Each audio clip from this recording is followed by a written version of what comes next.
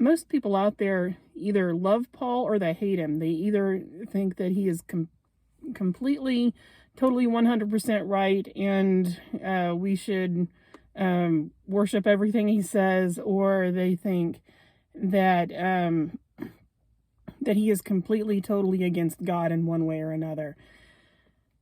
But there are very few people out there who actually understand Paul for who he actually was. There are very few people out there who actually can understand his writings from his own perspective. They either understand him from their personal Christian viewpoint that's been presented to them throughout the years, or they've studied him and have misunderstood him and just absolutely hate him. But Paul uses strange language.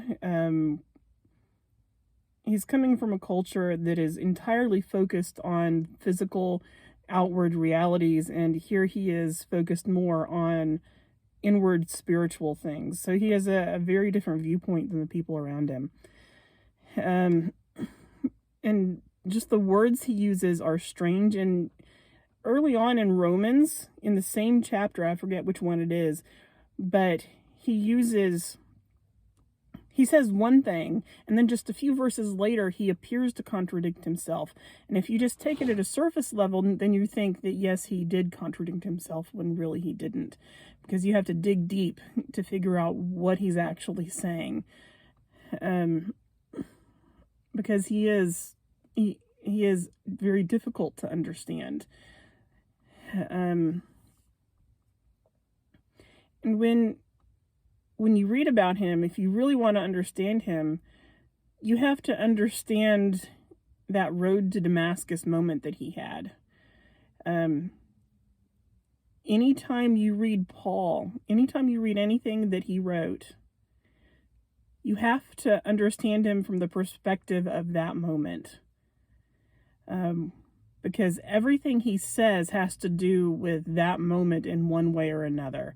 That was massive for him, because he's constantly talking about his life before versus his life after. Who he was before that moment versus who he was after that moment. How he viewed religion before then versus how he viewed religion after then. So he's working as hard as he possibly can to try to get us to be just as amazed as he was about everything he learned. And he does this in lots of different ways, but virtually everything he talks about is in one way or another related to that moment for him. So you have to understand him from that moment. You have to keep that in mind if you really want to understand what he's saying.